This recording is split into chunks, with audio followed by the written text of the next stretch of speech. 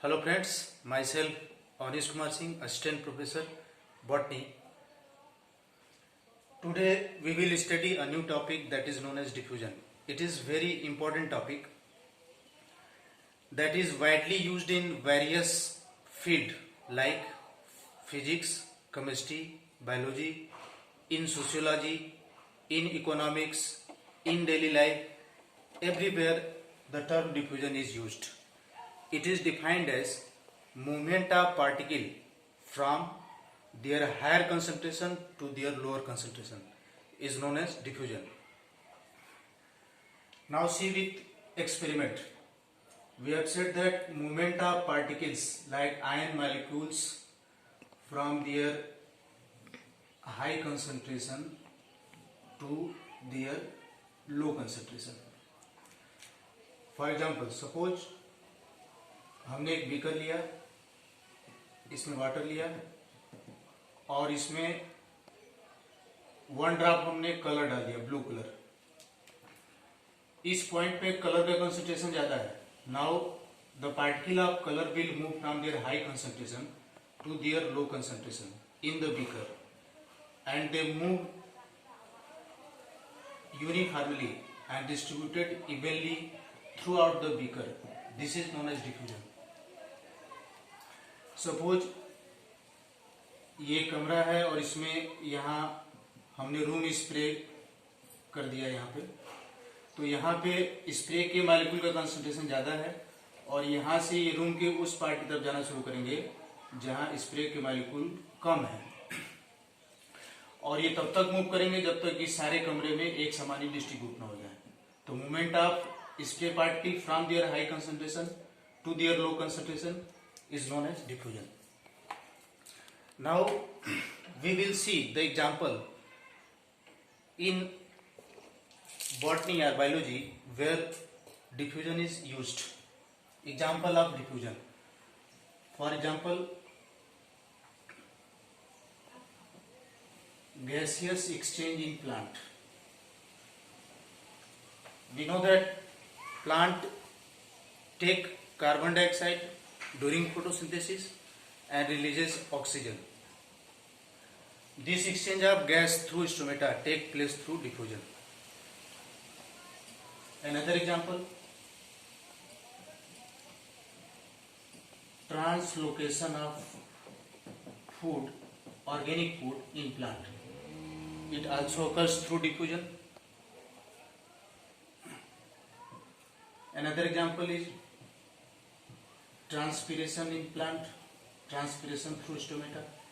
It is also due to diffusion because we know that suppose this is the leaf, this is the stomata and this is the atmosphere.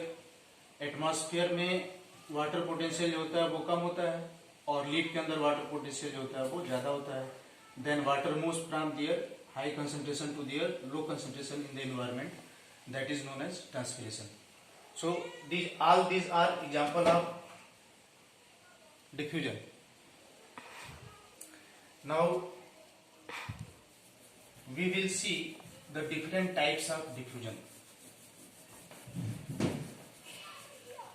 There are mainly two types of diffusion. First one is simple diffusion.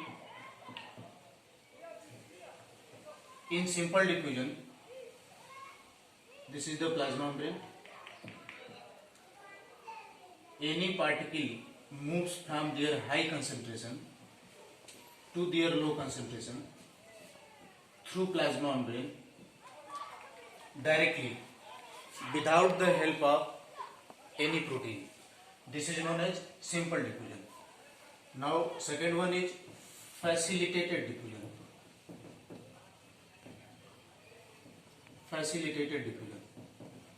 In facilitated diffusion, movement of particle take place through plasma membrane from their high concentration to their low concentration with the help of protein. This is the protein.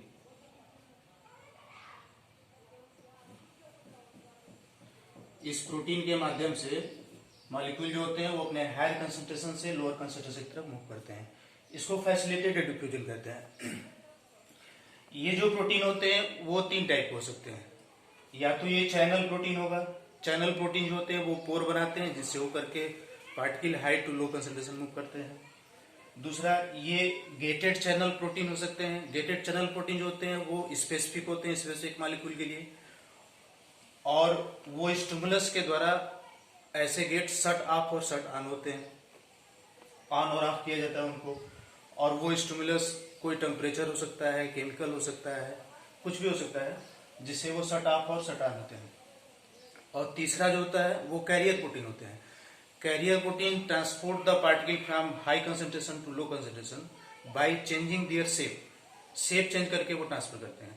तो इस तरीके से हमने देखा कि अगर बिना किसी प्रोटीन की मदद से particle high to low move करते हैं तो उनको कहते हैं सिंपल डिफ्यूजन, और अगर प्रोटीन की मदद से मूव करते हैं हाई टू लो तो उसको कहते हैं facilitated diffusion. Now we will see the factor that affect the rate of diffusion.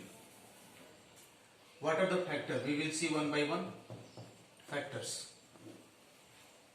First one is the temperature. Diffusion is directly proportional to temperature of medium or diffusing molecule.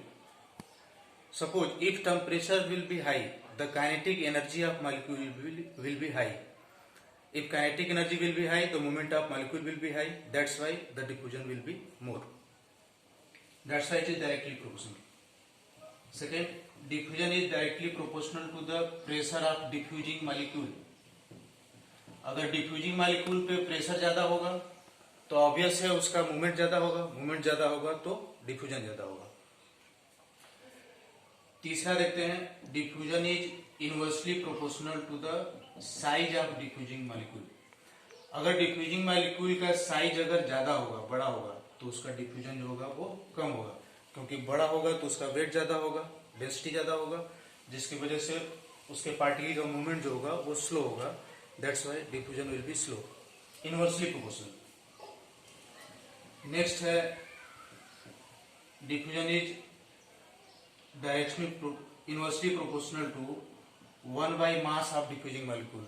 फिर same बात वही, अगर मास ज्यादा होगा molecule का तो उसका diffusion कम होगा। और लास्ट है 5वां, diffusion is inversely proportional to concentration of medium. जिस मीडियम में डिफ्यूजन हो रहा है अगर उसका कंसंट्रेशन ज्यादा होगा, वो गाढ़ा होगा, तो उसमें डिफ्यूजन जो होगा वो कम होगा, क्योंकि डिफ्यूजिंग मॉलिक्यूल की काइनेटिक एनर्जी कम होगी। सो आज के लेक्चर में हमने पढ़ा कि डिफ्यूजन क्या होता है, इसके वेरियस एग्जाम्पल क्या है, डेली लाइफ में एग्जाम्पल क्या है, प्लांट्स में इनके एग्जाम्पल क्या है, डिफ्यूजन कितने टाइप का होता है, ये 2 टाइप का होता है, सिंपल और फैसिलिटेटेड डिफ्यूजन, और कौन कौन से फैक्टर जो होते हैं वो डिफ्यूजन को अफेक्ट करते हैं। This is whole about the diffusion. See the video and clear your concept. In next class, we will study about the osmosis. Thank you.